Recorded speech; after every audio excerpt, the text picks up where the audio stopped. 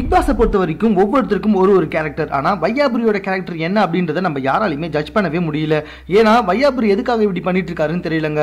சமீப காலமாகவே வையாபுரி பண்ணிட்டு வந்துட்டு இருக்க ஒவ்வொரு விஷயமும் வந்துட்டு அவர்கிட்ட அட்டென்ஷன்ஸும் ஏதோ சிம்பத்தியும் கிரியேட் பண்ற மாதிரி வந்துட்டு இருக்கு. இதை எப்படி சொல்றோம் அப்படின்னு சொல்லி பார்த்தீங்கன்னா, வந்த ஒரு வாரத்தில் வையாபுரியோட வாய்ஸ் எப்படி இருக்கும் அப்படின்றது கூட நம்ம யாராலையுமே ஜட்ஜ் பண்ண கூட முடியல.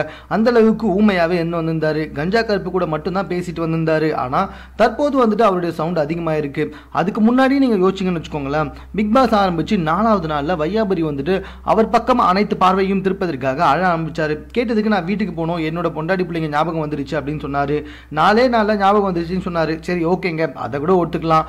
ஒரு நாள் தவறாம அவரோட வைஃபை லவ் பண்றேன், அவரோட வைஃபை மிஸ் பண்றேன் அப்படின்னு சொல்லிட்டு இருக்காரு. சரி ஓகேங்க, இது கூட வந்துட்டு எல்லாருமே பண்றது தான், அவங்க ஃபேமிலியை கண்டிப்பா மிக்ஸ் பண்ணுவாங்க அப்படின்னு சொல்லிட்டு நம்ம எடுத்துக்கிட்டா. ஆனா வையாபுரி தற்போது செஞ்சு வந்துட்டு இருக்க விஷயங்கள் எல்லாமே வந்துட்டு கொஞ்சம் மாறுதலாகவே வந்துட்டு இருக்கு. ஒரு சில சமயம் திடீர்னு வந்துட்டு நான் இந்த பிக் பாஸ்ல இருக்கேன், நான் நல்லா இருப்பேன் அப்படின்றாரு. சில சமயம் வந்துட்டு என்னால் இதுக்கு மேலே இருக்க முடியாது அப்படின்றாரு. இன்னைக்கு நடந்த ஷோவில் கூட பார்த்தீங்கன்னு வச்சுக்கோங்களேன், வந்த உடனே நான் பிக் பாஸ்ல 100 நாள் இருக்கிறதா முடிவு பண்ணிட்டேன், கண்டிப்பாக இருக்கிறேன் அப்படின்னு சொல்லி சொன்னார். ஆனால் அதுக்கப்புறம் கொஞ்ச நேரத்திலேயே வந்துட்டு நான்லாம் வந்துட்டு வளர்ந்துட்டேன், இதுக்கப்புறம் நான் எதுக்காக வேலை செய்யணும் அப்படின்னு சொல்லி சொல்றாரு.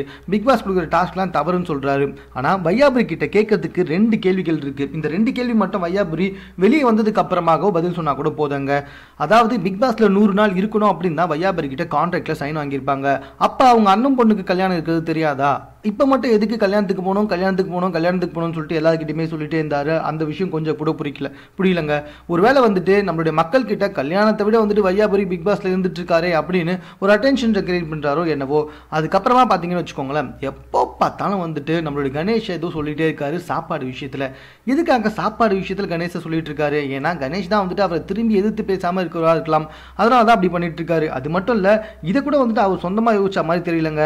நம்மளுடைய கஞ்சா கருப்பு முதல்ல பேசிட்டு போனார் பார்த்தீங்களா, அதே தான் ஃபாலோ பண்ணிட்டு வந்துட்டு இருக்கான் அப்படின்னு அவர் வாயாலேயே இன்னைக்கு சொல்லவும் செஞ்சுட்டாருன்னா பார்த்துக்கோங்க.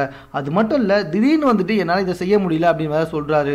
ரொம்ப முக்கியமான விஷயம் என்னன்னு பார்த்தீங்கன்னு வச்சுக்கோங்களேன், நான் ரொம்ப கஷ்டப்பட்டு சினி ஃபீல்டில் வளர்ந்துட்டேன், அதுக்கப்புறமா எதுக்காக நான் இப்படி கஷ்டப்படணும் அப்படின்னு சொல்லி கேட்டிருக்காரு. அதை விட ரொம்ப முக்கியமான விஷயம் என்னன்னா, டாஸ்க் எல்லாம் செய்யறதுக்கு தான் கேஷ் கொடுக்குறாங்க. இதை ஒன்றும் வந்துட்டு சாதாரணமா யாரும் செய்யலைங்க, அதுவும் ஃப்ரீயாகவும் செய்யல.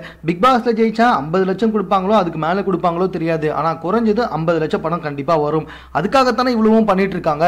வெளியே வந்துட்டு பட வாய்ப்புகளே இல்லாம உள்ள வந்த வையாபுரிக்கு இதுல 100 நாள் இருந்துட்டு வெளியே போனாலே வந்துட்டு 50 லட்சம் ரூபாய் தராங்கன்ற பட்சத்தில் டாஸ்க் செய்யறதுல தப்பே கிடையாது. இவர் என்னமோ பயங்கரமா வளர்ந்துட்டாராம், மற்றவங்க யாரும் வளரலையாம் அப்படின்னு சொல்லிட்டு இருக்காரு. முதுமையின் காரணமாக உங்களால வந்துட்டு டாஸ்கை செய்ய முடியலன்னு சொல்றப்ப அந்த பாயிண்ட் ஆஃப் வியூவை எல்லாமே ஏத்துக்கலாம். ஆனா நான் வளர்ந்துட்டேன், இதுக்கப்புறமும் நான் எதுக்காக இதை செய்யணும் அப்படின்னு அவர் கேட்டார்னா கண்டிப்பா அது அறியாமையை தான் குடிக்குது. ஏன்னா அது செல்றதுக்கு சரின்னு சொல்லிட்டு தான் வந்துட்டு அக்ரிமெண்ட்ல சைன் பண்ணிட்டு உள்ள வந்திருக்காரு.